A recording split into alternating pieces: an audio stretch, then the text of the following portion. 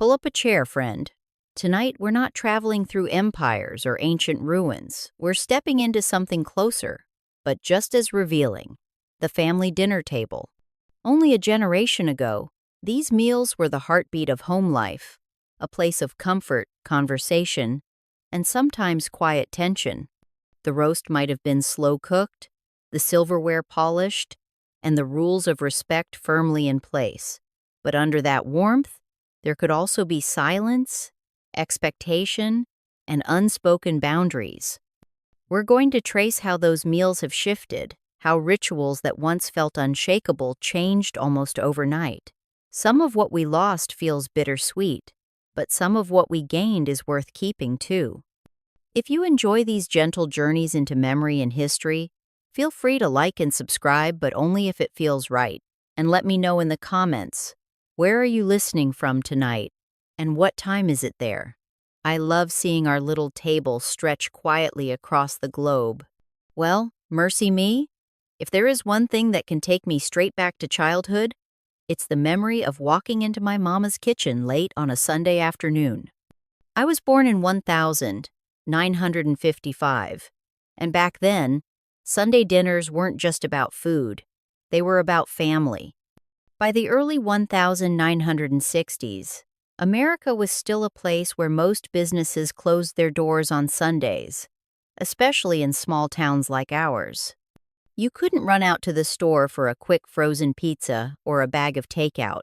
You planned ahead because Sunday was set aside for church in the morning and supper in the afternoon. I can still smell the roast beef browning in the oven, with potatoes hissing gently in their own pan. Mama would have her old hand mixer buzzing away at mashed potatoes, and you could hear that faint whirring all through the house. It was a comforting sound, like the hum of security. The table was always set with care, even if the dishes weren't fancy. Mama had me fold the cloth napkins, and I remember smoothing each one out on the kitchen table before tucking it beside a plate. The silverware clinked as I laid it down, and sometimes my little brother Charlie would dart in and try to steal a roll before it was ready. Daddy, who had grown up during the Great Depression, believed strongly that the family meal was more than eating. It was where you showed respect, listened before speaking, and learned how to carry yourself in the world. When I look back now, it wasn't just about food. It was a whole ritual, a ceremony of belonging that made Sunday feel like the one day nothing else could intrude. As I grew older, I realized that what made those meals special wasn't only the food, but the gathering itself. In our town during the 1960s, family meals were not negotiable. If Sunday came around, you were expected to be there, no matter how busy life got. People would travel an hour or more from neighboring towns just to sit down at their parents' table. Roads were quieter back then because so many folks were at home or still lingering after church. It wasn't unusual to see cars lined up in front of houses, neighbors nodding to one another, everyone knowing what time the roast was being served. Compare that to today, where family members often scatter to sports practices, long work shifts, or errands that stretch late into the evening. The rhythm of the week used to lead us toward Sunday dinner. Today, schedules often pull families apart right when they once came together. I remember once asking Mama why it mattered so much, and she told me, "Honey, you can lose a lot in life, but don't ever lose your people." That stayed with me. It wasn't just our immediate family either. Aunts, uncles, cousins, even family friends would drop in, sometimes with an extra dish to add to the table. There was no texting to coordinate, just the steady expectation that Sunday meant togetherness. And if someone didn't show up, everyone noticed, and it felt like a missing piece. Today, even when families do manage to gather, it often feels rushed, as though the meal is squeezed into the cracks of busyness. Back then, it felt like the world stopped just long enough for everyone to breathe and reconnect. When I think back to what ended up on those dinner tables, I realize how different the food itself was compared to today. Mama cooked almost everything from scratch. Store-bought shortcuts were rare, partly because there weren't as many options. and partly because people still believed homemade was the standard. By the 1960s, supermarkets had started to expand across the country, with frozen meals and boxed mixes becoming more common. But in our house, those were saved for emergencies.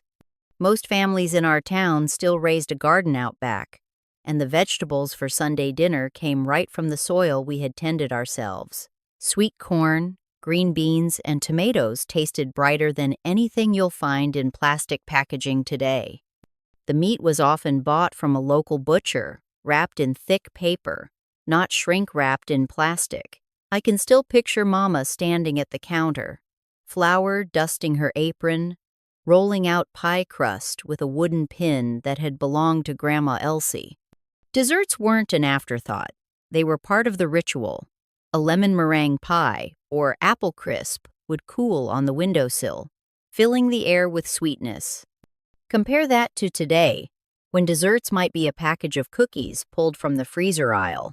There's nothing wrong with convenience, but it does change the meaning of the meal. Back then, food preparation stretched over hours, sometimes days, and every step built a sense of anticipation. The waiting, the smelling, the sneaking of a taste when Mama wasn't looking, it made the first bite feel like a reward. Now, with microwaves and takeout, that anticipation often disappears. Meals are quick, and while that fits today's pace, it loses some of the magic of slowness that once made Sunday dinner unforgettable. Part of the memory that never leaves me is the act of setting the table. As a little girl, it felt like an important responsibility, almost ceremonial. Mama would hand me the stack of plates, and I would place each one carefully, making sure the forks went on the left and the knives on the right. The cloth napkins were folded, sometimes plain and sometimes in a little triangle that I thought looked so fancy. We didn't own a dishwasher until the 1970s, so the good dishes were washed and dried by hand each week, polished until they had a soft shine. I can still see the reflection of the light bulb in the smooth curve of a serving spoon as I placed it beside the bowl of green beans. Today, many families use disposable plates or mismatched mugs and cups, and there's a certain practicality in that. But back then, it wasn't only about eating, it was about respect for the occasion. The effort you put into the table showed how much you valued the people sitting around it. Even Daddy, who wasn't one for fuss, would comment on how nice everything looked once it was set. And there was something about that moment, before the food was brought out, when the table waited in silence, that made the whole meal feel more meaningful. The shine of the silverware, the folded napkins, and the steady tick of the kitchen clock created a sense of order and calm. It told you that this was more than a meal. It was family time carved out of the week, polished and prepared like the dishes themselves. What stands out most to me now is the pace of those meals. Once everyone was seated and grace was said, there was no rushing through the food. We ate slowly, passing dishes back and forth, talking in between bites, and pausing to laugh at someone's story. A Sunday dinner could last an hour or two, not because the food took that long to eat, but because no one was in a hurry to leave the table. Children were expected to sit until everyone was finished, even if we grew restless. That lesson in patience taught us to listen, to wait our turn, and to take in the rhythm of conversation. Contrast that with today, when so many meals are squeezed into short windows between commitments. Families often eat in 20 minutes, with people scattering to different rooms or heading out the door. Fast food, invented in the 1940s but exploding in popularity by the 1970s, began reshaping expectations of how quickly a meal could be finished. By my adulthood, the idea of lingering at the table had already started to fade, yet I remember how much I learned from those long suppers. I learned to recognize the subtle tone of Daddy's voice when he was about to tell a serious story, or the way Grandma Elsie would tap her spoon gently when she wanted someone to pass the peas. Time at the table was not just for eating, it was for noticing, for learning the quiet ways people reveal themselves. That kind of slowness is rare now. and I sometimes wonder if we've lost more than we realize by rushing through the very moments that once stitched families together. Another difference I remember so clearly is the way conversation was handled. In our house, the table was not a place for distractions. There was no television humming in the background, and of course there were no phones buzzing on the table. The rule was simple. You sat, you listened, and you waited your turn to speak. Children especially had to listen first before joining in. It might sound strict, but it taught us respect for the rhythm of family talk. I can still hear Daddy's deep voice carrying the conversation, with Mama adding in details, and Grandma Elsie shaking her head at a memory from her youth. The stories could range from funny moments to hard lessons about growing up during the Depression. What strikes me now is how rare it was for anyone to interrupt. If someone did, Mama's look alone could hush the whole table. Conversation had its own flow, and meals were a time when even children learned how to share space with words. Compare that to now, when so many meals are filled with interruptions, phones lighting up, texts answered mid-sentence, or the television competing with voices. It's not that families today don't talk, but the rhythm is scattered, as if every voice is tugged in a different direction. Back then, the table acted like a stage where each person had their moment, and the audience listened. Those evenings gave me not only stories, but also the skill of really hearing people. When I think about it now, I realize that the discipline of listening, learned over plates of roast beef and bowls of green beans, became one of the greatest gifts of those long-ago dinners. One of the biggest changes I've noticed is in the variety of food itself. In my childhood, what we ate was tied closely to where we lived and what our families had always cooked. Recipes weren't pulled from glossy magazines or the internet. They were passed down from mothers to daughters, handwritten on cards tucked into wooden boxes, or carried in memory alone. In our house, Sunday meals followed a familiar rhythm: roast chicken or beef, mashed potatoes, fresh rolls, and always some kind of pie or cobbler. If it was summer, we might have corn cut straight from the stalk or green beans snapped on the back porch the day before.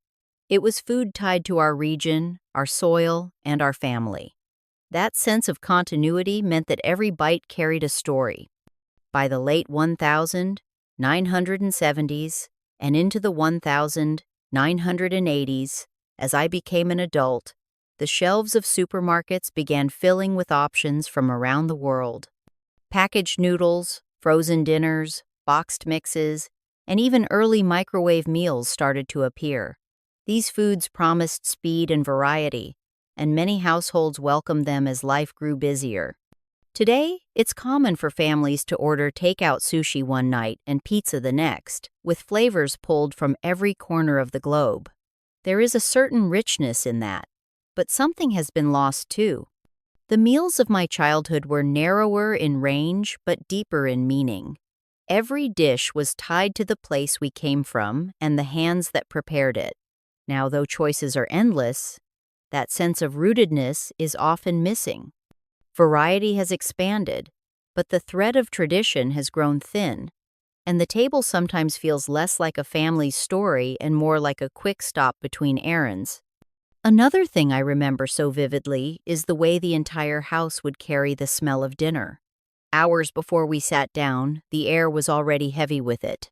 If Mama was roasting a chicken, you could smell the garlic and herbs drifting through the hallway. If bread was baking, the yeasty warmth wrapped around you like a blanket. Even the sound of the hand mixer or the kettle whistling added to the atmosphere. By the time Daddy came through the door after church or work, he would pause, close his eyes, and say something like, "Smells like home." Those scents clung to the walls and the curtains, sometimes lasting until the next morning. It was more than food, it was the anticipation stitched into every breath. Compare that to today, when so many meals come from boxes, microwaves, or quick appliances that barely leave a trace. Air fryers and pre-made dinners get the job done fast, but the smell doesn't linger. The kitchen often stays silent, with none of the bubbling pots or clattering pans that once filled the background. Even takeout, delicious as it may be, arrives in paper bags that smell of cardboard more than home. The sensory richness of slow cooking is harder to find. Back then, the smell of dinner was like a drumbeat calling everyone together. You didn't need to be told it was almost time to eat. You could feel it in the air, in the way the whole house seemed to lean toward the kitchen. That experience etched itself into memory, and even now, one whiff of roast beef or baked apples can send me tumbling back into those crowded, happy rooms of long ago. Sundays, in particular, carried a weight that is hard to describe now. In the 1960s, most stores were closed or kept very limited hours, a carryover from what were called blue laws. That meant Sunday wasn't a day for errands, shopping, or rushing around. It was set aside for rest, church, and family. After morning services, there was no debate about what came next. Everyone came home, sometimes with relatives or neighbors in tow, and the day stretched out around the meal. There were no soccer tournaments, no late runs to the grocery store, no urgent business calls. Life slowed, and for that one day, the meal became the center of everything. It gave Sunday a rhythm, a calm heartbeat that shaped the whole week. Today, Sundays look very different. Stores are open, sports leagues run schedules from dawn to dusk, and for many families, it's just another busy day. Meals are fit in where they can be, sometimes eaten in the car or skipped altogether. That sense of sacred time, where the day bent around the dinner table, has faded. I don't want to suggest the past was perfect. It wasn't. For some families, those gatherings brought tension as well as warmth. But the structure of the day itself encouraged gathering, even if you were reluctant. You didn't have the easy excuse of errands or games pulling you away. That shared pause, week after week, shaped not just the meal, but the meaning of family time. Looking back, I see that those quiet Sundays gave us more than food. They gave us continuity, a sense that no matter how busy the world became on Monday, there was still one day when time itself seemed to stop at the dinner table. Looking back now, I can see how all these pieces, the food, the table, the smells, the pace, and the rituals, wove together into something larger. It wasn't just about eating. Family dinners acted like a thread that tied us to one another and to the past. They taught patience, respect, listening, and tradition in ways that no formal lesson ever could. The roast on the table was more than meat. It was proof that Mama had spent her day caring for us. The polished silverware wasn't just for looks, it was a signal that this time mattered. The quiet expectation that we sit, linger, and listen showed us that our family stories deserved space. Even as a restless child, I absorbed those lessons without realizing it. When I look at how meals are often taken today, I see how different the rhythm has become. Convenience and speed dominate. There are benefits. Of course, less time in the kitchen means more flexibility for work or school, and variety brings flavors from all over the world. But something essential has slipped away. The dinner table is no longer the anchor of the day, and without it, families sometimes drift into their own separate currents. I'm not saying every past meal was joyful. Some evenings brought arguments, silence, or weariness, but even then, the act of showing up mattered. It built a kind of togetherness that carried us through. As I sit with these memories, I wonder if part of what feels missing in today's life is not the food itself, but the ritual of being present, of setting aside time to share more than a plate. That ritual made ordinary days memorable and ordinary food unforgettable. Another striking difference between then and now lies in how meals were prepared. In the 1960s and early 1970s, almost everything came from scratch. Mama and Grandma Elsie didn't reach for jars of ready-made sauce or boxes of pre-seasoned rice. They boiled the potatoes themselves, kneaded the dough by hand, and simmered soups until the flavors deepened. Preparing a single meal could take hours, but no one thought of it as wasted time. It was simply the rhythm of life. Children often helped too. I can remember standing on a kitchen chair, stirring cake batter while Mama hovered nearby, or snapping beans on the back porch with Charlie until our fingers were sore. Cooking wasn't just a step before eating, it was a shared act of family life, a kind of slow rehearsal for the gathering to come. Today, so much of that labor has been replaced with convenience. Frozen meals, canned sauces, and takeout orders make it possible to have food on the table in minutes.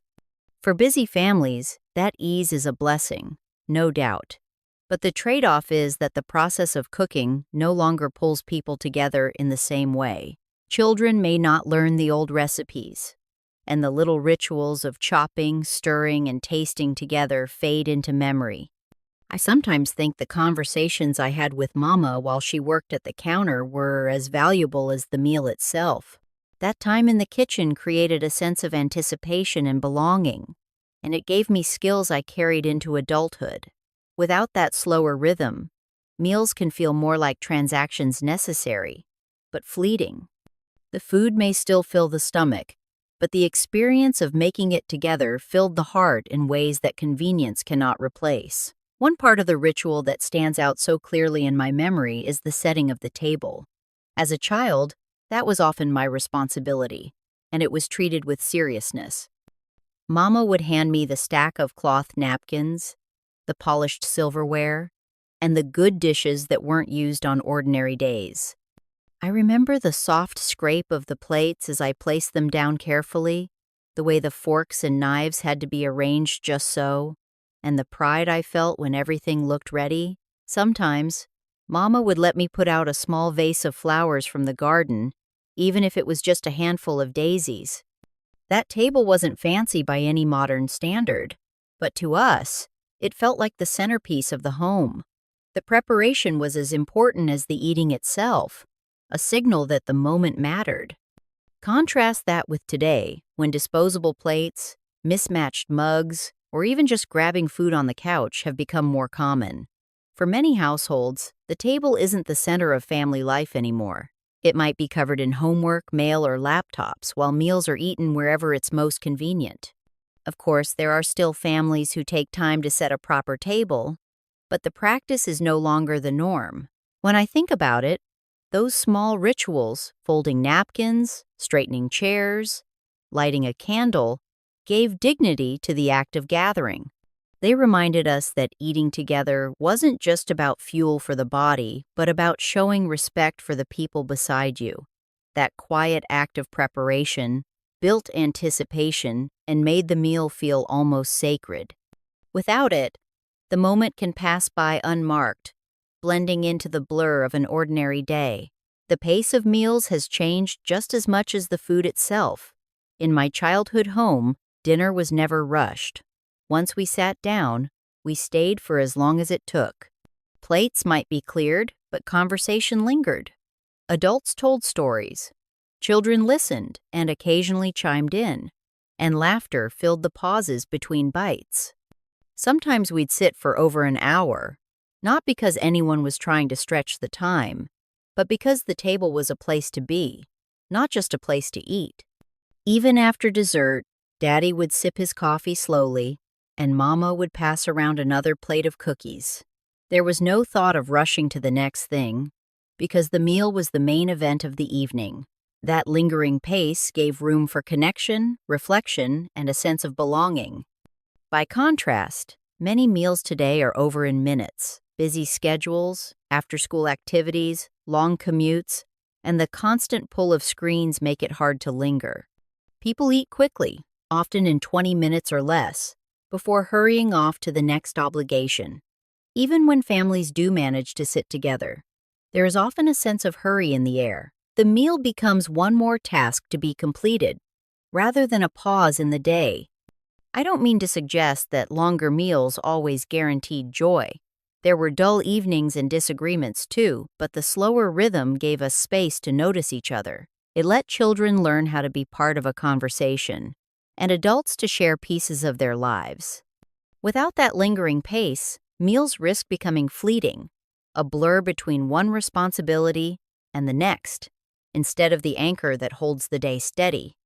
Conversations at the table had their own unspoken rules, and they shaped how children learned to speak and listen. In the family dinners I grew up with, children didn't interrupt the adults. We waited until there was a pause or until someone invited us to share.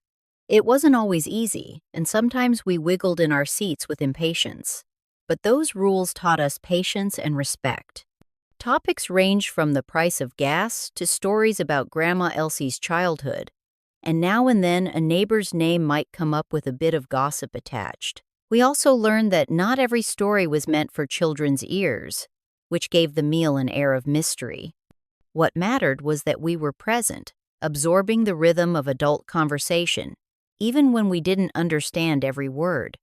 Today, conversations at dinner are often scattered or interrupted by devices. Phones buzz, televisions hum in the background, and kids might be scrolling while half listening. The focus shifts quickly, and attention is divided.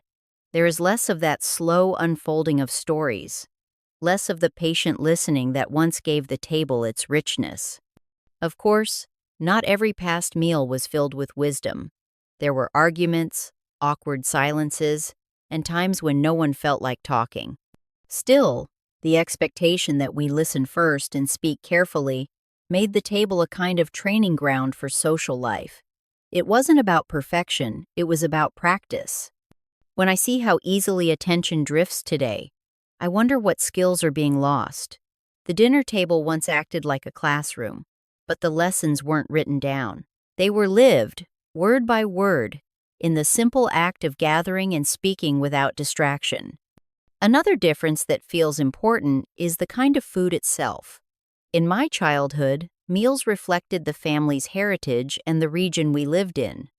Mama's recipes were handed down from her mother, who learned them from hers.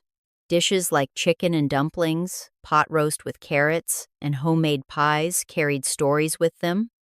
Even side dishes, jellied salads, pickled beets, or cornbread came from traditions tied to place and memory. Every family had its specialties, and there was pride in making them the right way. The table was a place where those traditions stayed alive, and every child absorbed them by taste, long before they understood them in words. It wasn't just eating. It was participating in a chain that stretched back through generations. Meals today often look very different. Global flavors fill grocery store aisles, and takeout menus offer choices far beyond what any one grandmother could have imagined. There is something exciting about being able to taste dishes from across the world on any given night, but there's also a trade-off. When meals no longer carry the weight of family memory, they can lose their sense of continuity. Children may grow up without knowing how their grandmother made biscuits or why a certain stew was served every Christmas. I don't believe variety is bad. It has enriched the American table in countless ways, but I sometimes wonder what we give up when the dishes no longer tell a family story. Food once tied us to a past we didn't choose, but that rootedness gave us identity. Without it, meals risk becoming only about flavor and convenience, not about belonging. Take a breath. We've only scratched the surface. Subscribe to keep uncovering what's hidden. The smells of those meals are some of the strongest memories I carry. On Sunday afternoons, the whole house would be filled with the scent of a roast slowly cooking in the oven, or the sweet warmth of cinnamon drifting from a pie cooling on the counter. Even the simplest foods, onions frying in a pan, bread baking in the oven, left their mark in the air. Those smells wrapped around us like an invitation, pulling us into the kitchen before Mama even called us to set the table. They lingered long after the meal was done. I can remember coming back inside from playing outdoors and still catching the faint trace of dinner in the hallway or on my clothes. The house itself seemed to breathe with the meal. Modern kitchens often don't carry those scents in the same way. Air fryers, microwaves, and quick stovetop meals can be finished in minutes, leaving little behind. Vent fans and open layouts whisk smells away. And prepackaged food doesn't always fill a house with the same warmth. Of course, delicious aromas still exist, but they are more fleeting, less rooted in the slow process of cooking. When a meal is prepared quickly, the scent comes and goes almost unnoticed. In the past, That lingering presence made the meal an event you could sense, long before sitting down. It created anticipation, a kind of slow build toward gathering. Without it, the house feels quieter, and mealtime can arrive without fanfare. For me, those lost kitchen smells symbolize more than cooking. They mark the difference between meals that filled both the home and the memory, and meals that slipped past without leaving much of a trace. Sundays themselves carried a different rhythm when I was growing up. The entire day seemed to bend toward the meal. Stores closed early or didn't open at all, which meant there was no rushing out for last-minute errands. Sports leagues and school activities rarely intruded, so families were free to gather without competing schedules. Church in the morning often flowed naturally into Sunday dinner, and there was an unspoken understanding that this was time set apart. The world outside seemed to quiet down, and the focus turned inward, toward family and home. Even the air seemed to carry a slower pace, as if the town itself recognized the importance of pausing together. Today, Sundays often feel no different from any other day of the week. Grocery stores are open late. Youth sports fill the afternoon, and families scatter in different directions. There is rarely the same sense of stillness, and the meal has to be squeezed into whatever space is left.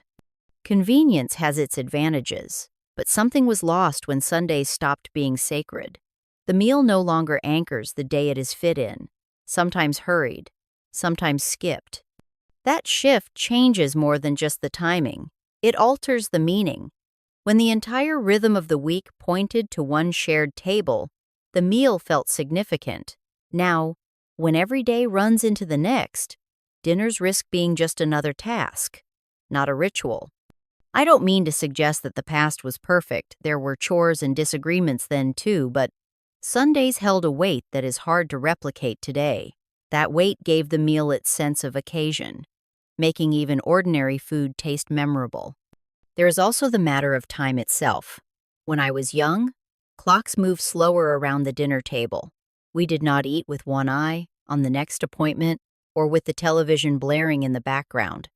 If Daddy had finished his work in the yard, and Mama had finished in the kitchen, there was nowhere else more pressing to be. Children learned to sit still, to linger, and to absorb the flow of conversation.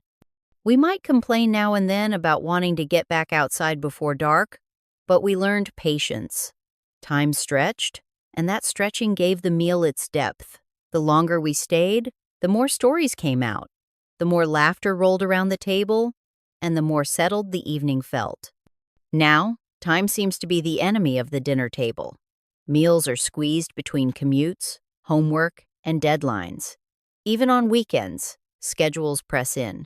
Families often eat at different hours, grabbing food when convenient rather than waiting to sit together. Fast food and ready meals save time but also shorten the experience, making dinner a checkpoint rather than a destination. This is not to say that people today do not value family. Many do, deeply, but the pace of modern life pulls against the old rhythm. A meal that once unfolded slowly has been forced into the shape of efficiency. Without that stretching of time, dinners lose their chance to settle into memory. They become fleeting, consumed, and forgotten. I sometimes wonder if this is why memories of family dinners from the past are so vivid. They lasted long enough to take root. Another change is how meals were tied to responsibility. In my childhood home, everyone had a part to play. Mama cooked, Daddy carved the meat, and we children were expected to set the table, fetch water, and help clear the dishes. It wasn't glamorous work, but it gave us a sense that the meal belonged to all of us. Even the youngest had small tasks, like carrying napkins or folding them carefully. After dinner, the process continued with washing dishes by hand, drying them with towels, and putting everything back in its place. Those chores taught us rhythm, teamwork, and an understanding that meals required effort beyond just sitting down to eat. Today, many families rely on convenience that reduces or removes these tasks. Prepackaged meals and disposable plates mean there are fewer opportunities for children to participate. Dishwashers take care of the cleanup, and takeout often arrives in containers that go straight into the trash. While this certainly saves time, it also changes the experience. When children aren't part of the process, they miss out on the lessons of responsibility and cooperation that once came naturally at the table. Meals become moments of consumption rather than rituals of participation. Of course, families still find ways to teach responsibility, but it is no longer bound so closely to the daily act of eating together. I can't help but think that some of the bonding came not just from the food, but from all the small hands and voices that made the meal possible. It was in those little tasks that children felt their place in the family and understood that they were helping sustain something bigger than themselves. Conversation has always been a central part of family meals, but it used to follow certain unspoken rules. In my childhood, the dinner table was where children learned how to speak, when to listen, and how to take turns. We knew better than to interrupt the adults, and we were expected to pay attention even if the topic didn't interest us. It wasn't always easy, but it gave us practice in patience and respect. Over time, those evenings taught us how to carry ourselves in conversation, how to tell a story, and how to be heard without shouting. The table was as much a classroom as the schoolhouse, shaping our manners and our ability to talk with others. Today, conversation is often interrupted by distractions. Televisions in the background, phones buzzing on the table, and schedules pulling people away make it harder to stay present.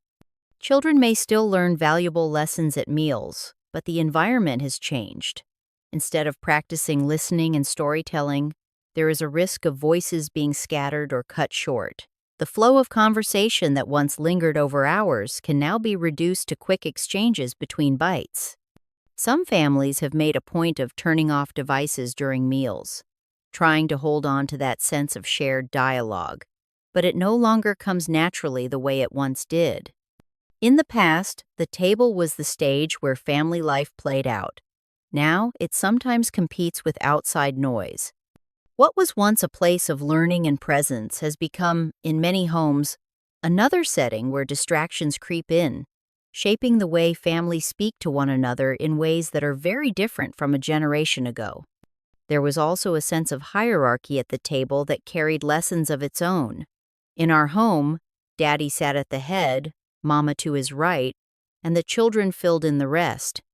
Elders were always served first, and we were expected to wait our turn. If a guest joined us, they were treated with the same honor, seated prominently, and served before anyone else. These rituals may sound stiff today, but they taught us respect. They reminded us that meals were not only about eating, but about acknowledging the dignity of others. Even something as small as passing the bread basket in the right direction or offering the last roll to someone else carried meaning. In many families today, these formal patterns have faded. People sit where they like, serve themselves in casual rotation, and often eat buffet style, moving around, rather than gathering in a set order. There is freedom in that approach, and certainly it can make meals more relaxed. Yet something is lost when those rituals disappear. The gestures that once reinforced gratitude and courtesy have fewer places to be practiced. Without them, children may miss the quiet lessons of respect that were once stitched into everyday dinners. Modern tables may be more flexible, but they rarely carry the same sense of ceremony. And though the food itself may be just as nourishing, the loss of those small rituals leaves the meal with less weight.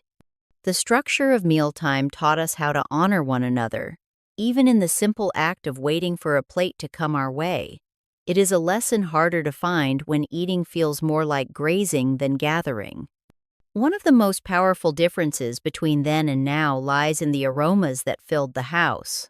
On Sundays, the scent of a roast or stew would begin early in the morning and linger well into the afternoon.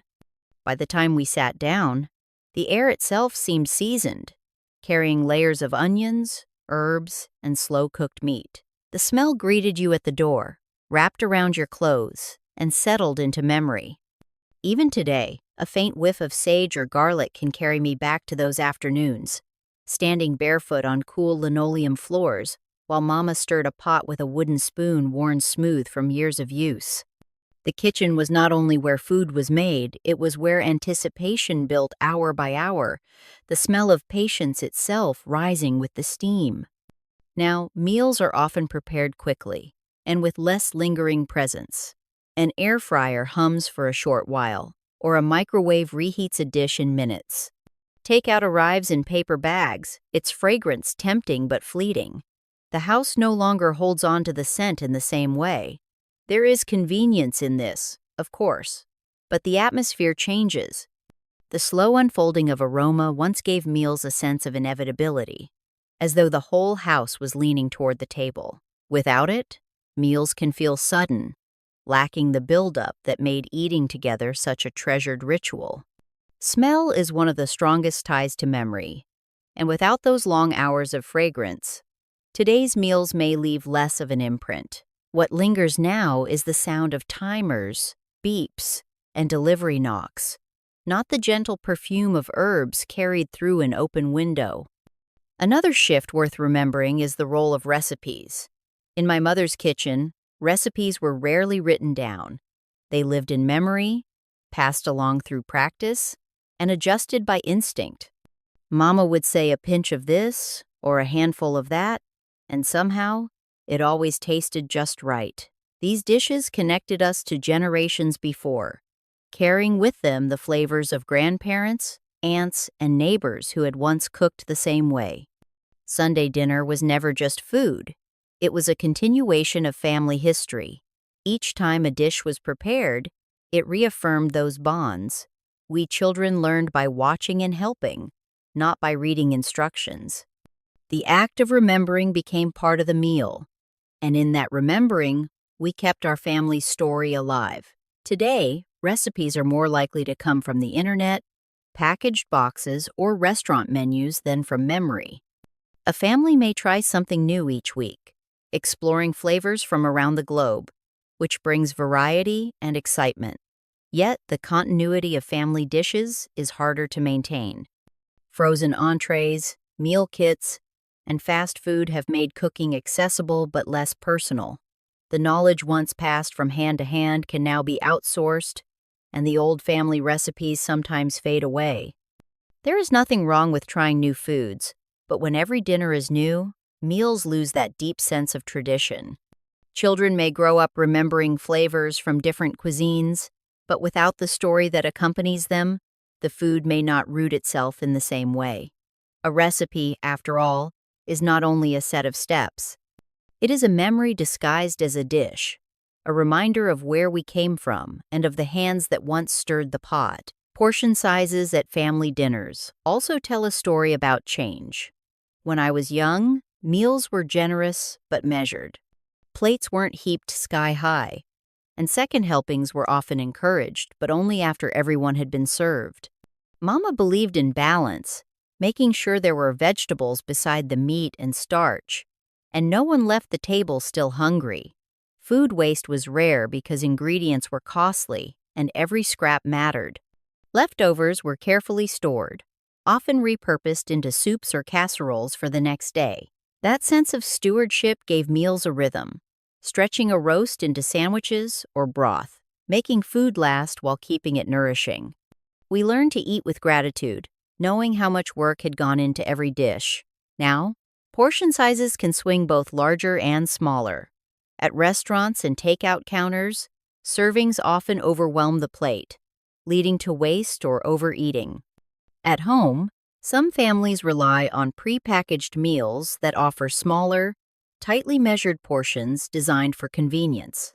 Either way, the relationship to food has shifted. Instead of seeing leftovers as an expected part of the week, many treat them as clutter to be tossed. The connection between effort and portion has loosened. Children growing up today may not recognize the quiet lesson that comes with portioning carefully, which is not about denying oneself but about respecting the food. In the past, the plate reflected balance and care. Today, it often reflects convenience or abundance. It changes how we think about eating, moving us away from meals as stewardship and closer toward meals as quick transactions. The table once reminded us of moderation, patience, and gratitude, while modern portions often tell a story of speed and excess. The role of children at the dinner table has shifted in ways that might seem small but carry deep meaning.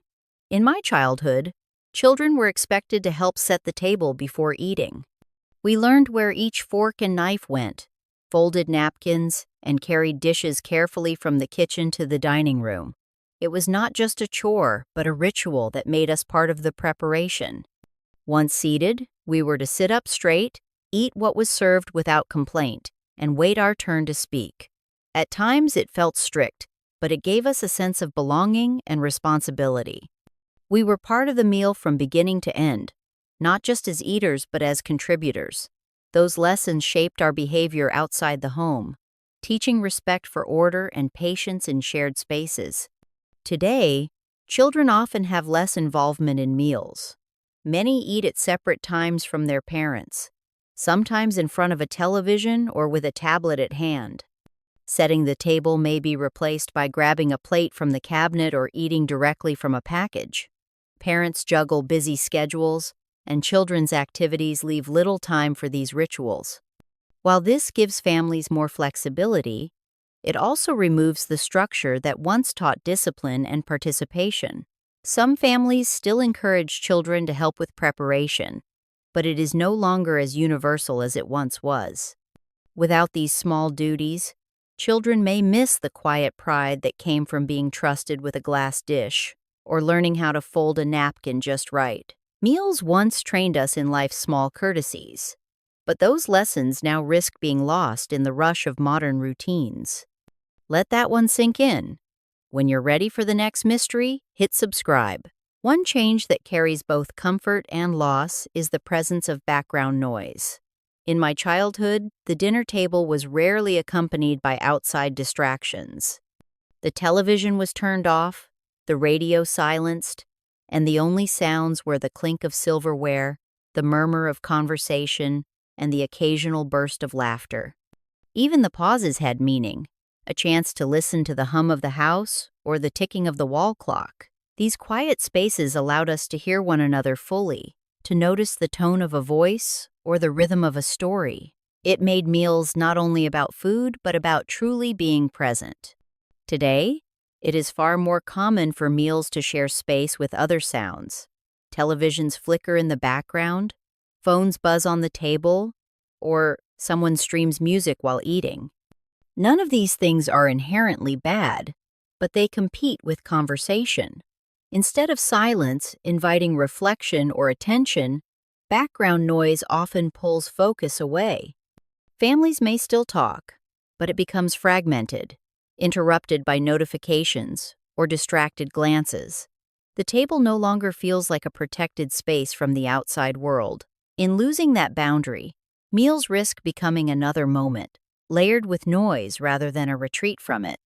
The quiet that once defined dinner has been replaced with constant interruption, leaving little room for the kind of listening that builds memory. The absence of silence may seem minor, yet silence was what once made our voices clearer and our stories linger longer. Without it, meals are noisier, but not always richer. Hospitality once held a central place at the dinner table.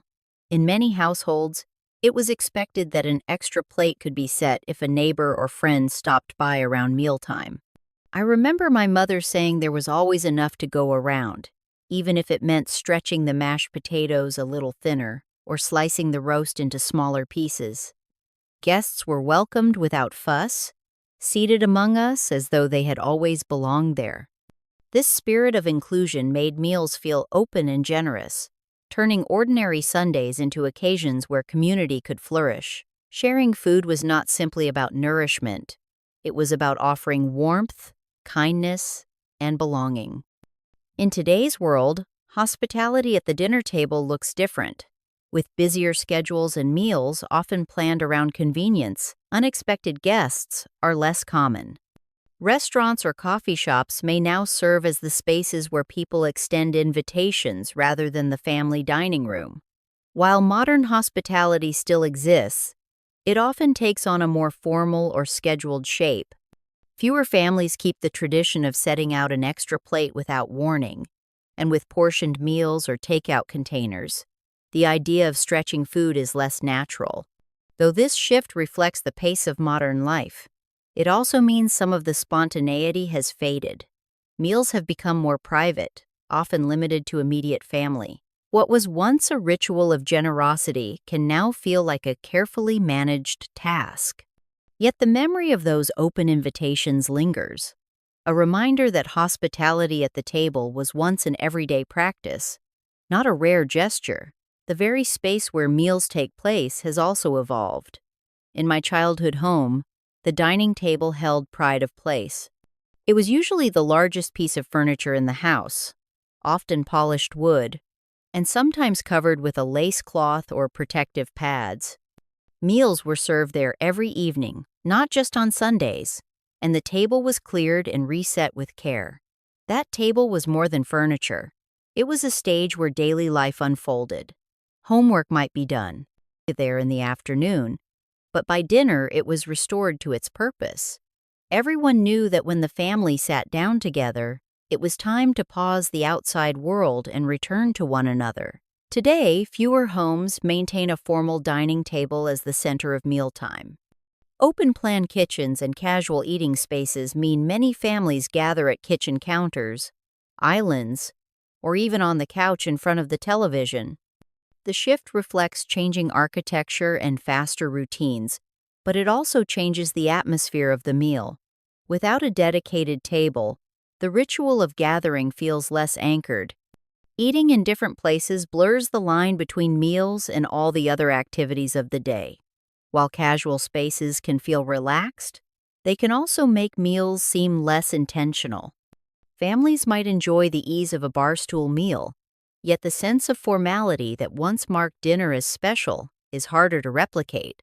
The table, once symbolic of unity and order, has, in many homes, become optional.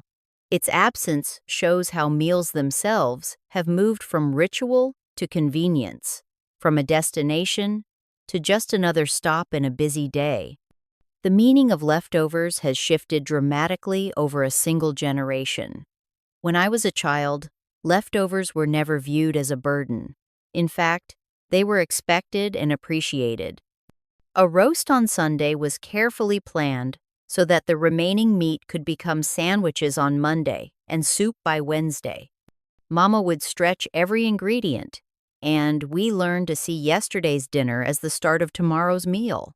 There was pride in making food last, and little went to waste. The refrigerator was a treasure chest of possibilities, each container holding not just food but memory. Eating leftovers wasn't considered dull or second-rate. It was simply practical and respectful. Today, many households treat leftovers quite differently. Some see them as clutter or even a nuisance.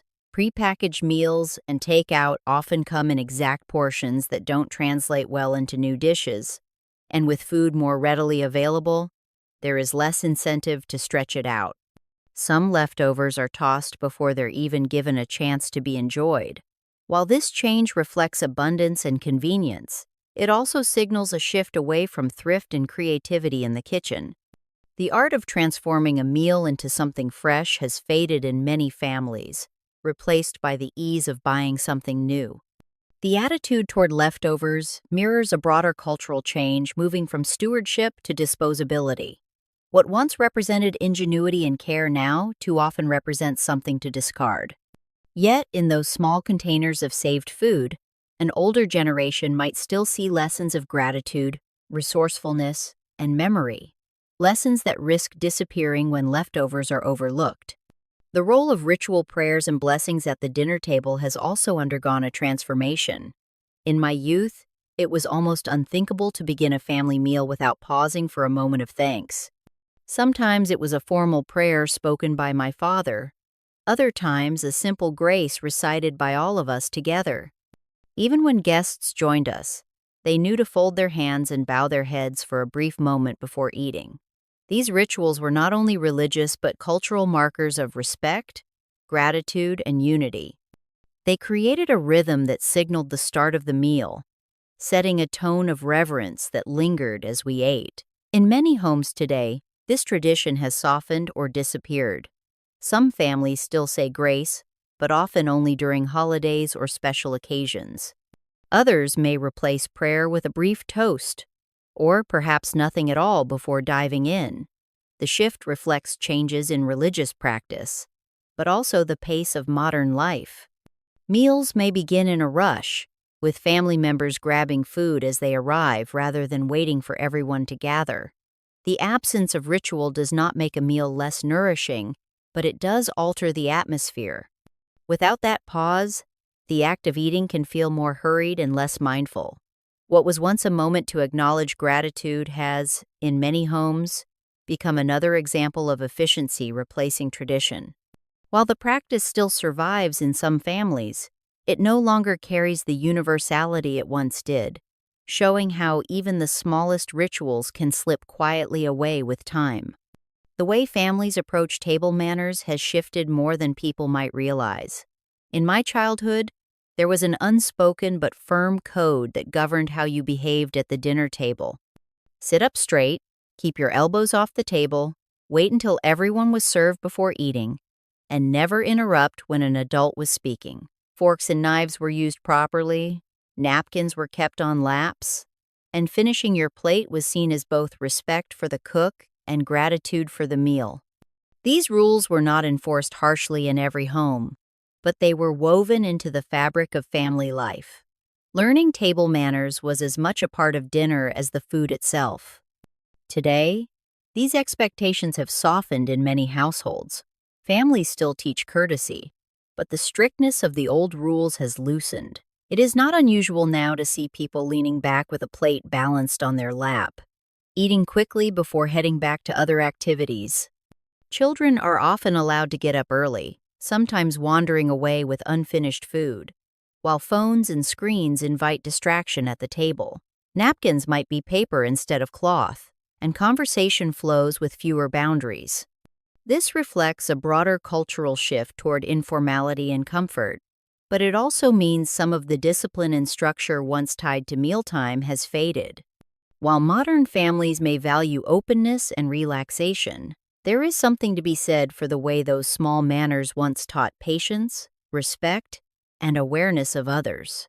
They made the table a place of learning as well as eating. Without them, the meal is freer but perhaps less formative. The presence of food itself has changed in a way that goes beyond taste. In the past, much of what arrived at the dinner table came directly from the land around us. Vegetables were often pulled from backyard gardens, eggs collected that same morning, and meats purchased from local butchers who knew each customer by name. The freshness was something you could see and taste. A tomato still warm from the sun or bean snapped straight from the vine carried a vibrancy that made the meal feel deeply connected to the earth. Food was seasonal, and you waited eagerly for strawberries in June or sweet corn in August because you knew they were fleeting pleasures. Now, food has become available year-round and sourced from across the globe. Supermarkets stock strawberries in December and corn in March, shipped from thousands of miles away. While this abundance offers variety and convenience, it also changes the relationship families have with what they eat. Meals no longer mark the rhythm of the seasons as they once did. Frozen dinners, prepackaged vegetables, and imported goods make the table less tied to a local cycle of growth and harvest. Some families still preserve gardens, but for many, food arrives in shrink-wrapped packages or ready-to-cook kits. This convenience allows meals to happen quickly, but it also removes the sense of anticipation and connection that once made certain dishes feel extraordinary. The dinner table, once a mirror of the season, now reflects the global market. Something is gained in accessibility, yet something of the earthbound intimacy is lost. Another noticeable change is the presence of extended family at the dinner table. When I was young, it was common for grandparents, aunts, uncles, and cousins to drop in for Sunday dinner, or even a midweek meal. Houses seemed to expand to fit whoever came by, and extra chairs were squeezed in around the table. Children often gave up their seats to elders, and there was a sense that meals were not just for the immediate family, but for the larger circle that made up your kin. Stories were exchanged across generations, and recipes, traditions, and wisdom flowed naturally through those conversations. Dinner wasn't just nourishment, it was a living classroom of heritage. Today, family dinners tend to be smaller and more private. Extended relatives may live far away, or busy schedules keep them from visiting often. Even when families do gather, it is usually for special holidays rather than ordinary weeknights. The shift reflects both geographic mobility and the faster pace of modern life. Meals are more likely to involve only the nuclear family, or in some cases just one parent and a child. While intimacy is preserved, the loss of that larger circle means fewer shared stories and less of the multi-generational blending that once defined mealtime. What was once a regular connection has become a rare occasion, and with it, the chance to learn from older generations or bond with younger ones has grown thinner. The dinner table, once a symbol of the family tree's breadth, now often reflects only its trunk. The pace at which families eat their meals has changed remarkably within a single generation. In earlier decades, dinner time unfolded slowly, almost ceremoniously. Plates were passed carefully, conversations meandered, and nobody rushed to clear the table. The meal could stretch for an hour or more, with dessert and coffee extending the gathering even longer. There was little pressure to hurry because most evenings were free of scheduled activities. Afterward, dishes were washed by hand, often with chatter and laughter in the background, giving the meal a lingering sense of togetherness. Eating was as much about the company as the food itself. In contrast, many modern dinners are squeezed into tight schedules. With school activities, late work hours, and sports practices, families often eat quickly before moving on to the next commitment. Meals might last only 20 minutes, with some members finishing earlier and slipping away. Fast food, microwave dinners, and pre-portioned meals encourage a style of eating that is efficient but fleeting. While convenience has value, the rhythm of mealtime has sped up to the point where conversation sometimes feels secondary. Parents may still try to slow things down, but the cultural current pushes towards speed and multitasking. The result is that the dinner table, once a place of lingering reflection and shared storytelling, now often mirrors the hurried pace of daily life. The pause once built into the day has narrowed, leaving meals shorter, sharper, and less restorative than they once were. The role of children at the table has also shifted with time. A generation ago, children were expected to follow the rhythm set by the adults. They sat quietly, listened first, and waited their turn to speak. Interruptions were gently corrected, and patience was taught through the act of waiting for stories to unfold. Children were also given small responsibilities, such as setting the table or clearing dishes afterward, which made them active participants in the ritual of dining. These habits instilled discipline and respect, but they also gave young people a sense of belonging within the family's larger order. In many modern homes, children have a louder presence at the table. Their opinions are welcomed more freely, and conversations often revolve around their schoolwork, sports, or interests. Some families encourage relaxed interaction, allowing children to eat earlier or leave the table before the meal concludes. Screens and distractions sometimes take the place of quiet listening, shifting the dynamic further. While this change reflects a more child-centered culture and fosters openness, it also reduces the opportunities for youngsters to practice patience, respect, and attentiveness in the same way past generations did. The table once trained children to fit into a larger whole, whereas now it often adapts to the child's needs and pace. Neither approach is without merit, but the contrast highlights how family values are subtly rewritten through the simple act of sharing a meal. A pause is good, but the secrets don't stop here. Subscribe and stay close. Technology has become one of the most noticeable intrusions into family dinners. In earlier years, the dinner table was free of outside noise. The television, if present in the home, stayed off during meals, and the telephone ringing in another room was left unanswered until the plates were cleared. The focus rested squarely on those seated at the table, with voices, laughter, and the occasional silence forming the soundtrack of the evening. This absence of distraction gave mealtime a purity that is harder to find now, where conversation carried the weight of the moment and the company was fully present. Today, phones buzz on the table, text messages interrupt conversations, and television or streaming programs sometimes play in the background. Some families even eat in separate rooms, each person absorbed in a device while finishing their food. While these technologies connect us in countless ways, they also fragment the intimacy of shared meals. The art of eye contact, attentive listening, and unbroken conversation is often lost.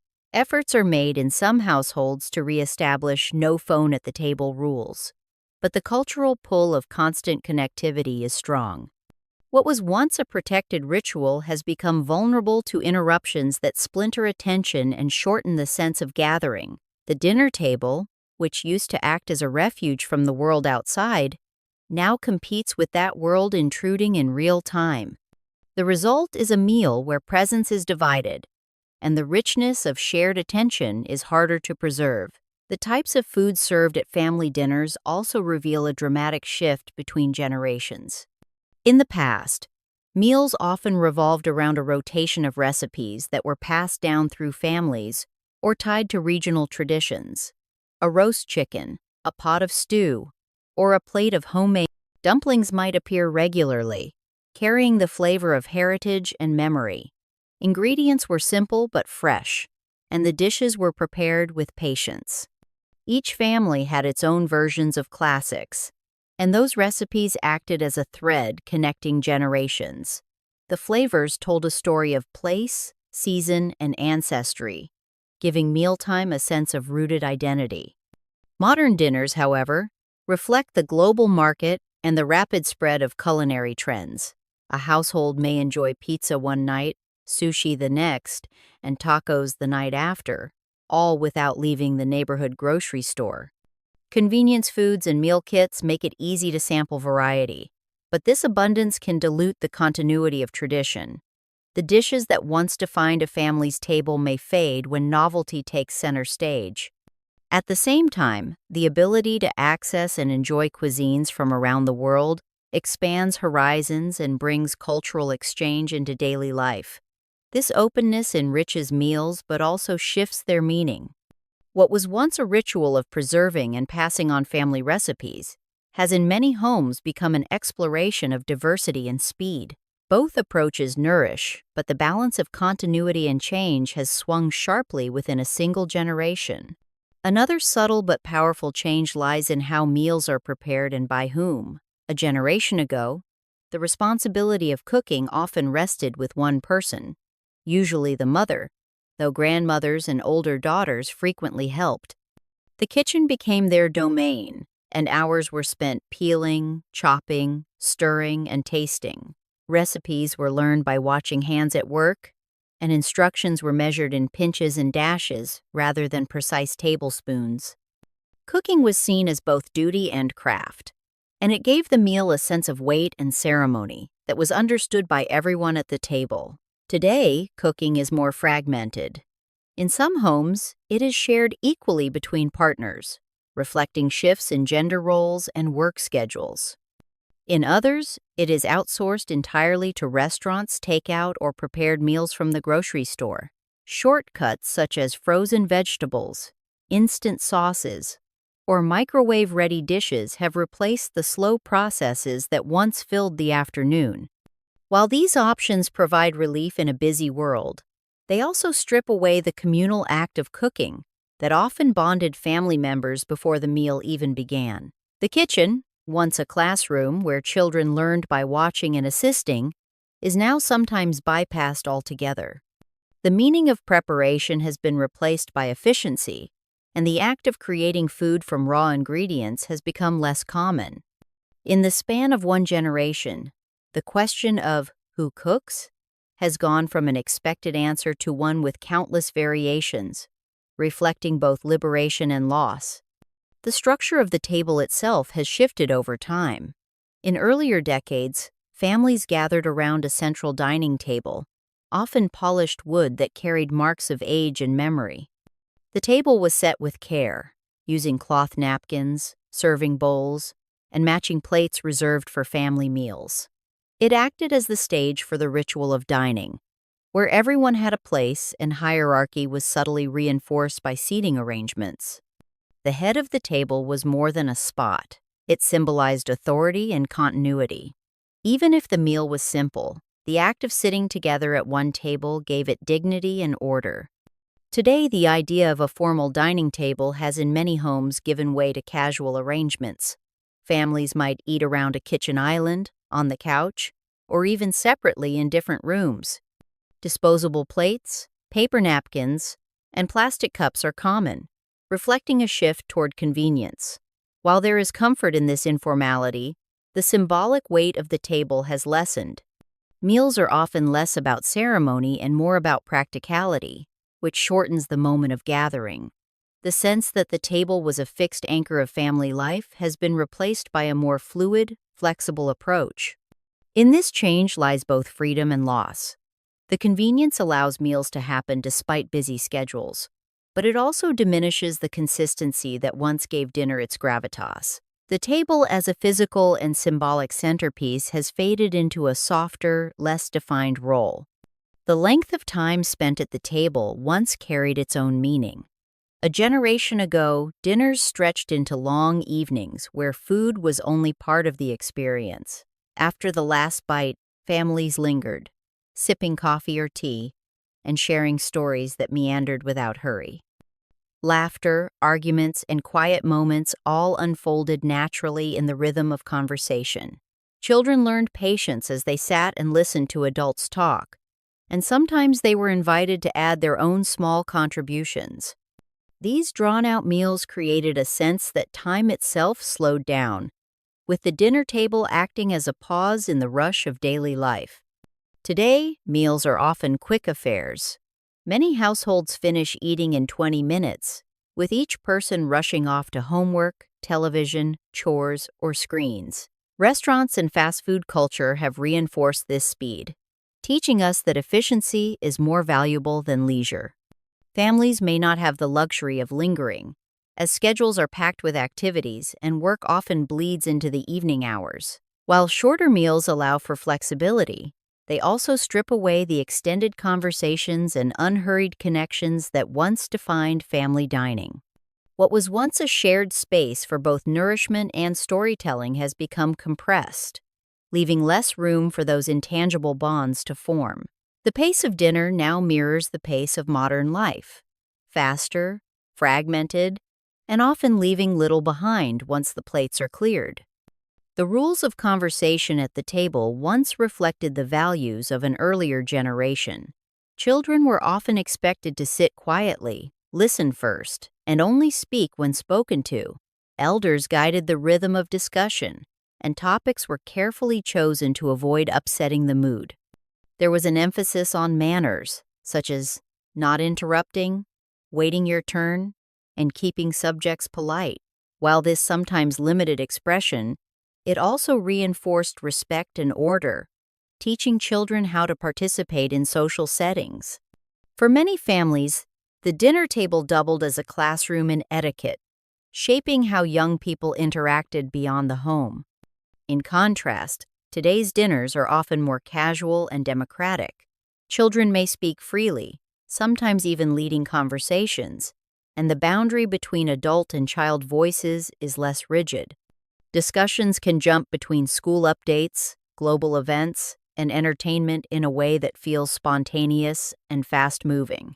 Phones and televisions also insert their presence, scattering attention and changing how dialogue flows. While modern openness gives children greater confidence and expression, it also reduces the sense of hierarchy and discipline that once structured family life. The balance between freedom and respect has shifted, leaving each household to navigate its own standards. The result is that the tone of the dinner table no longer feels uniform across society but varies widely, reflecting broader cultural changes in authority, communication, and family dynamics. the sounds of dinner have transformed as much as the food itself. A generation ago, the background music of a family meal was the clinking of cutlery, the scrape of serving spoons, and the rise and fall of voices in conversation.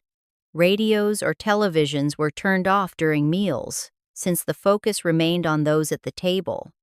The quiet between exchanges often carried its own comfort, a pause that reflected shared presence rather than emptiness.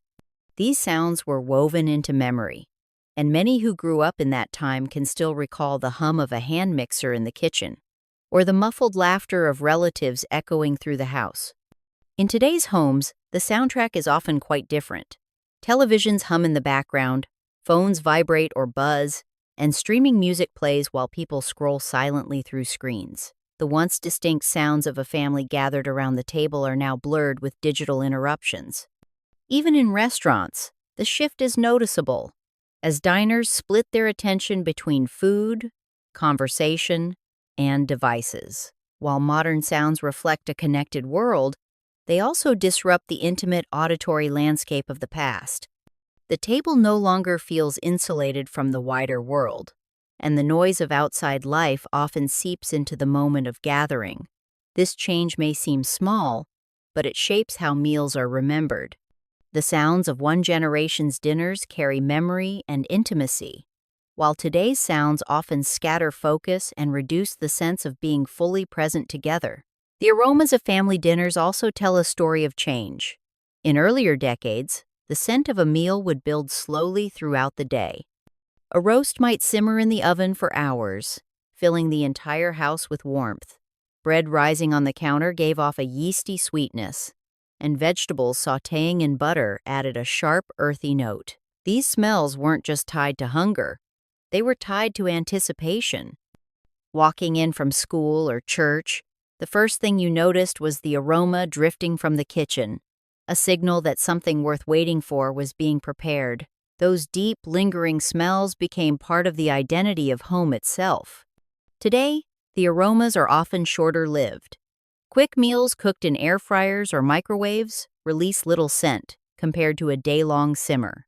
Takeout containers carry fragrances from the restaurant, but they fade as soon as the food is unwrapped. Even prepared frozen dinners leave behind only a trace before disappearing into the background. While convenience has its appeal, the absence of long-lasting aromas changes the emotional buildup of meals. Families no longer walk through a door greeted by the unmistakable smell of dinner cooking for hours. Instead, food often appears quickly and vanishes just as fast, with little sensory trace left behind. This shift from slow and fragrant to quick and fleeting reflects more than cooking methods. It reflects the way anticipation itself has shortened across a single generation. Traditions around prayer and blessing at the table once played a central role in many households. For a generation raised in mid-century America, it was common to pause before a meal, bow heads, and give thanks, even if the words were simple and brief. This ritual carried weight not only as a religious act but also as a signal that the meal was about to begin, and that everyone present was part of something larger than themselves. It was a moment of unity, binding the family together before food was touched. Children learned patience as they waited for the prayer to finish, and parents reinforced a sense of gratitude that extended beyond the dinner table.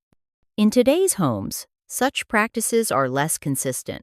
Some families still pray before meals, but many have replaced formal blessings with casual gestures, or none at all. The cultural shift toward individual expression has meant that rituals once nearly universal have become optional and varied. A blessing may be spoken at holiday dinners or large gatherings, but not at the average weeknight meal. For some, this change reflects freedom from formality, while for others it marks a quiet loss of shared rhythm and gratitude. The disappearance of regular mealtime prayers is part of a wider trend, where traditions once tied to routine have loosened under modern schedules and shifting beliefs. Whether seen as outdated or as a cherished anchor, the act of pausing to give thanks illustrates how even small rituals carry generational meaning, shaping the memory of family dinners. The role of the dining room itself has shifted over time. In the past, many families reserved a special room for meals, often with a heavy wooden table, formal chairs, and china cabinets displaying heirlooms or good dishes. This space was used not only for Sunday dinners and holidays, but also for ordinary evenings, reinforcing the idea that mealtime was an event deserving a proper setting. The room carried a sense of ceremony, with polished surfaces and carefully arranged furniture that set the tone for how the family gathered. Sitting in the dining room meant putting aside distractions and respecting the occasion of eating together. In modern homes, dining rooms are often unused or entirely absent, replaced by open kitchens, breakfast bars, or couches where meals are eaten casually. The focus has shifted toward convenience and flexibility rather than formality. Families may gather around coffee tables, eat in shifts, or grab food to take into separate rooms. The disappearance of the traditional dining room mirrors broader changes in architecture and lifestyle, where efficiency and comfort often outweigh ceremony. While this provides freedom and informality, it also removes the physical anchor that once held family meals together. Without a distinct space dedicated to dining, meals can feel more like quick refueling than shared ritual. The shift from formal rooms to casual spaces is not simply about furniture, but about the changing priorities of family life and the value once placed on the act of sitting together with intention. Rest your mind, you've earned it. But when the next veil lifts, be here. Subscribe. The presence of extended family at the table once gave dinner a very different shape. A generation ago, it was common for grandparents, aunts, uncles, or cousins to join in regularly, especially on Sundays or holidays. These gatherings weren't just about food, but about storytelling, advice, and the passing down of traditions. Elders often sat at the head of the table, reinforcing their role as guides and keepers of memory. For children, hearing family stories over mashed potatoes or pie was as much a part of dinner as the meal itself. These larger tables created a sense of continuity, where the past and present blended in a single room. Today, meals are more often confined to the nuclear family. Extended relatives may visit only on major holidays, and even then, travel schedules or distance can make gatherings rare. Smaller households and scattered families mean fewer chairs filled around the table. While modern life allows for more independence, it also reduces opportunities to absorb stories, advice, and traditions from older generations in everyday settings. Digital communication has stepped in as a substitute, but it lacks the warmth of hearing a grandparent's tale between bites of food or watching relatives laugh across a crowded table. The decline of extended family dinners has left meals quieter and more focused, yet it has also weakened the thread that once wove generations together through food and shared presence. The expectation of punctuality once defined the rhythm of dinner. In earlier decades, when a meal was announced for 6 o'clock, everyone knew to be seated by that time. Workdays and school schedules were arranged with this in mind, and being late to the table was considered disrespectful.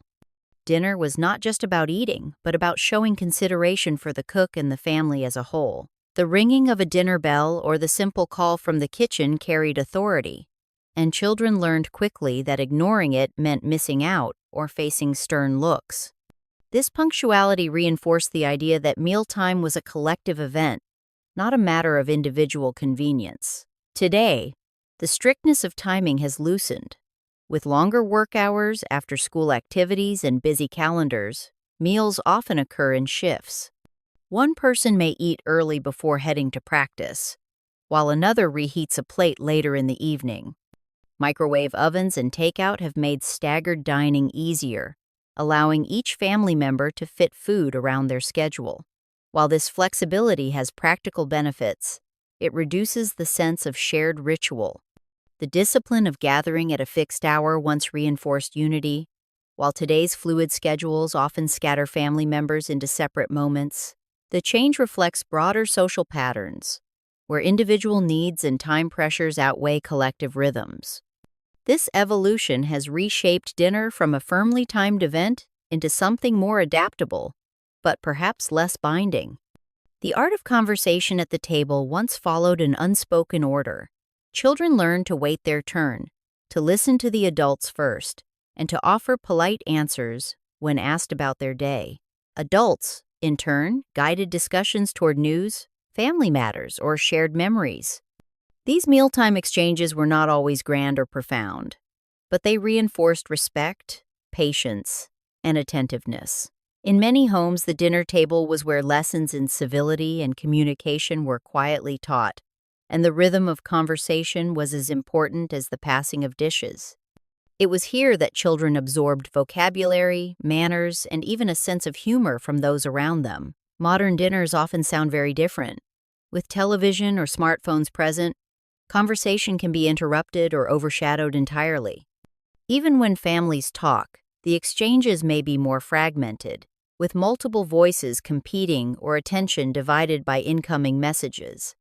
While some households still keep rules about devices and encourage open dialogue, the cultural expectation that dinner is the center for conversation has weakened. This shift does not mean families no longer talk, but it does mean that the steady, deliberate pattern of listening and responding has given way to a more casual and sometimes distracted style. What was once a daily rehearsal for the art of speaking and listening has, in many homes, become an option rather than a rule. The dinner table as a training ground for communication has not vanished, but its role has certainly diminished in just one generation. The cleanup that followed dinner once carried as much importance as the meal itself. In many homes, it was an unspoken rule that everyone contributed. Children cleared plates, older siblings washed dishes, and parents dried or put items away. These chores taught responsibility and created a sense of teamwork. The clatter of dishes, the sound of running water, and the rhythm of stacking leftovers into containers became part of the evening's soundtrack. Even though children might have grumbled, they understood that cleanup was not optional. It was part of the cycle of family life, just as much as eating the meal was. Today, cleanup looks quite different. Dishwashers have replaced long evenings at the sink, and disposable plates or takeout containers make for quick and easy tidying. Families pressed for time often prioritize speed over shared effort. One person may handle the entire cleanup, while others drift off to homework, television, or phones. While this saves energy and shortens the task, it also removes the small lessons learned in those after-dinner routines. Standing shoulder to shoulder at the sink or arguing playfully over who had the worst job built quiet bonds that often lingered in memory. The transition from shared cleanup to individual or machine-based efficiency reflects a broader cultural shift toward convenience, where the slower tasks once tied to family life are now streamlined. Yet in streamlining, something of the togetherness once woven into those nightly chores has been lost. The presence of rituals once gave dinner a sense of occasion beyond the food itself. Families might begin with a prayer, a moment of silence, or even a simple expression of gratitude before anyone lifted a fork. Special meals carried their own traditions, such as lighting candles on Sundays, using a particular serving dish, or reserving the first slice of pie for a certain family member. These customs, large and small, gave rhythm and meaning to the meal, turning it into something memorable and reassuring. Even on ordinary nights, routines like passing dishes clockwise or waiting until everyone was served created an atmosphere of order and respect. In today's hurried pace, many of these rituals have faded. Grace before meals is less common. Candles are rarely lit except for holidays, and serving dishes are often replaced by individual takeout boxes. The structure and ceremony once tied to dinner have given way to practicality and speed. Food is often plated in the kitchen, eaten quickly, and cleared without pause. While this efficiency suits modern schedules, it strips meals of the symbolic gestures that once emphasized family unity. Rituals may seem small, but they reinforce the idea that dinner was more than nourishment. It was a shared act of meaning. Without them, meals risk becoming little more than fuel stops. This shift illustrates how even modest traditions can deeply shape memory, and how their absence leaves dinners feeling more ordinary and less binding. The role of gender in mealtime once carried clear expectations. In many households a generation ago, mothers bore the main responsibility for cooking, serving, and managing the table, while fathers were expected to carve the roast or sit at the head as a figure of authority. Children, especially daughters, were often drawn into the kitchen to help prepare, while sons were encouraged to set the table or carry heavier items. These roles reflected the broader culture of the mid-20th century, where domestic duties were divided along traditional lines. While unequal by today's standards, these roles created a predictable rhythm that most families accepted as normal. Modern dinners have shifted toward a more balanced approach.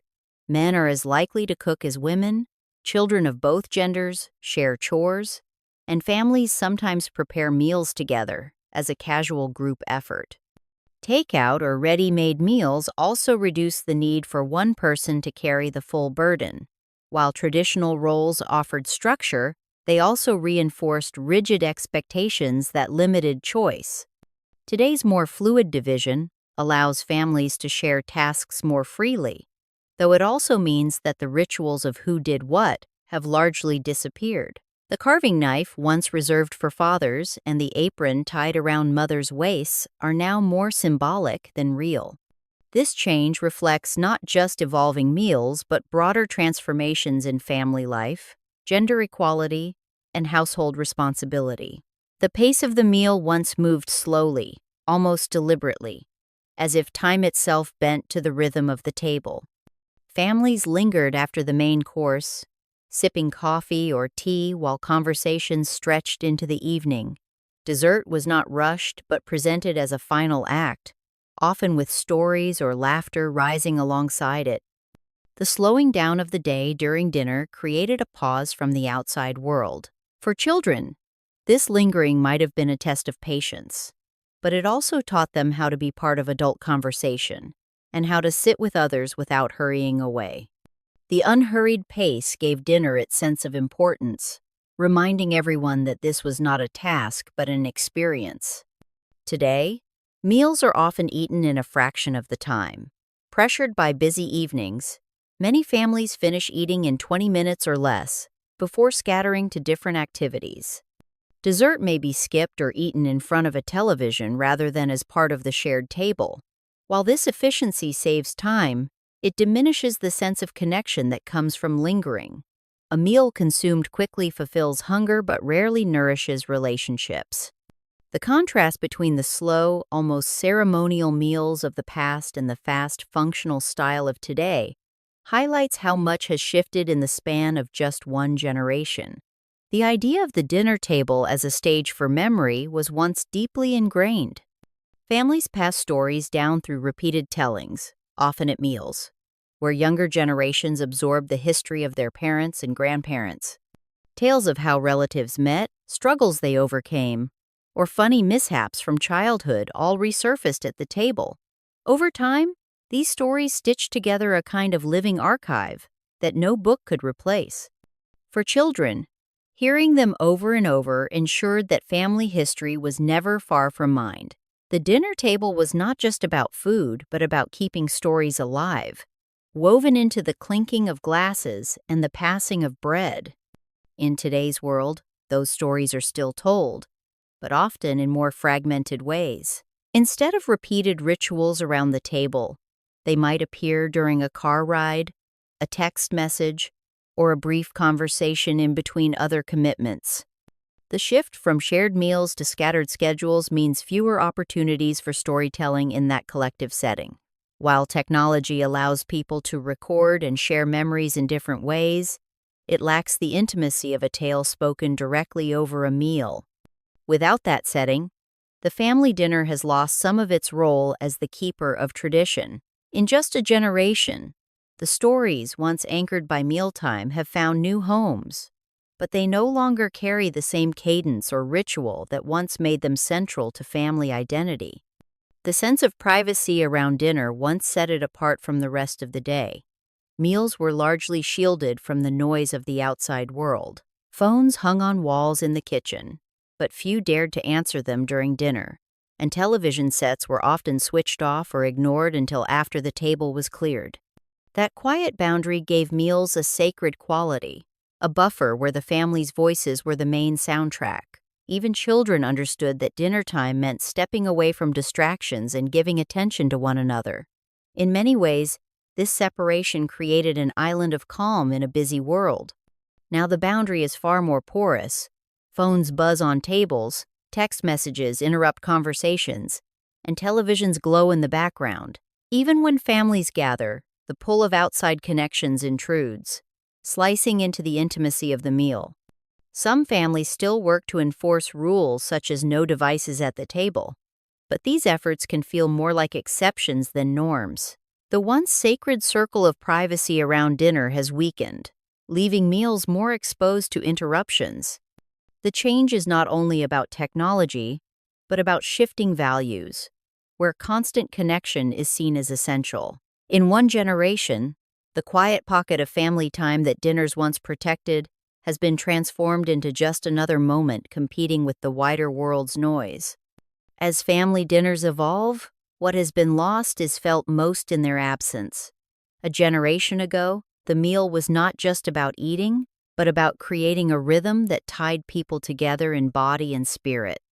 The smells of slow-cooked food filling the house, the rules that shaped how conversation unfolded, and the rituals that marked the occasion gave dinners a gravity beyond the plate. They were anchors in time, predictable and comforting, even when life outside the home was uncertain.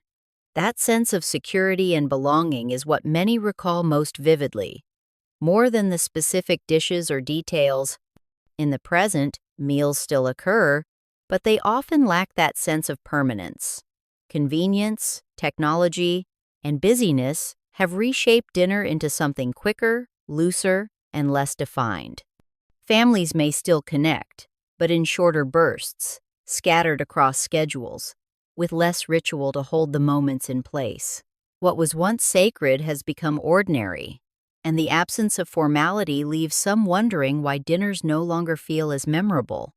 It is not that families have stopped eating together entirely, but that the framework which once elevated the meal into a shared experience has shifted. In just one generation, dinners have gone from anchors of family life to fleeting pauses in the rush of daily living. Remembering this contrast reminds us that change is constant, but it also invites us to ask what traditions might still be worth keeping alive. That was one layer. Take a moment, then subscribe, and we'll go deeper next time.